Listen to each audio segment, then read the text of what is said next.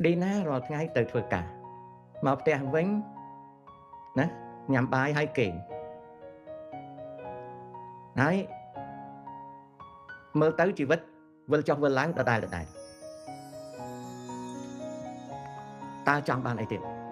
trong cho cúc ta to van nhiều bài trong ao mình hạt cài váy đa lên về dục trong cột nại chả chó liên dốn bát lan lợp lơ chi mà tôi lợp lơ ở tràn trong vắng thật trong bài bạn đây vốn đa bài chài lấy khi prap đi nào mình nhóm chặt đây cho môi phe về nhóm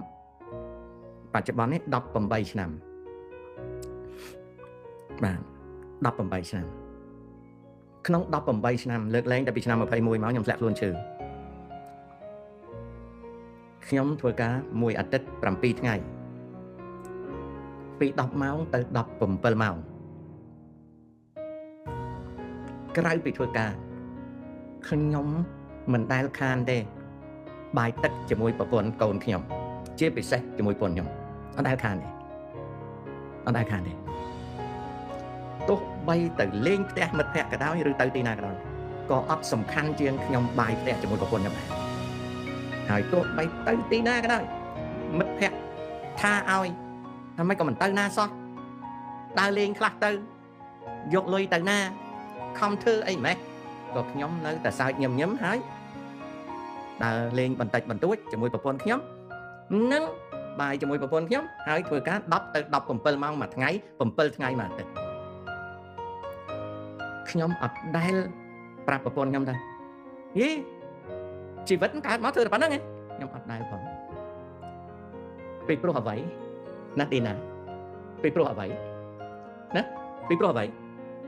ពីព្រោះជីវិតមនុស្សម្នាក់មានក្រមនុស្សដែលមិនខ្លាចក្រច្រើនទៅជាអ្នកមានមនុស្សដែលខ្លាចមានច្រើនទៅជាអ្នកក្រឥ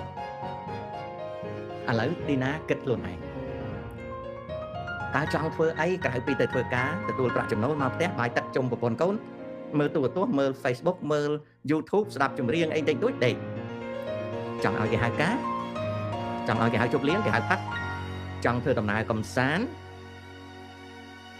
ចង់អីខ្លះតើថវិការបស់ឌីណាគ្រប់គ្រងបានទេបើបានធ្វើចុះ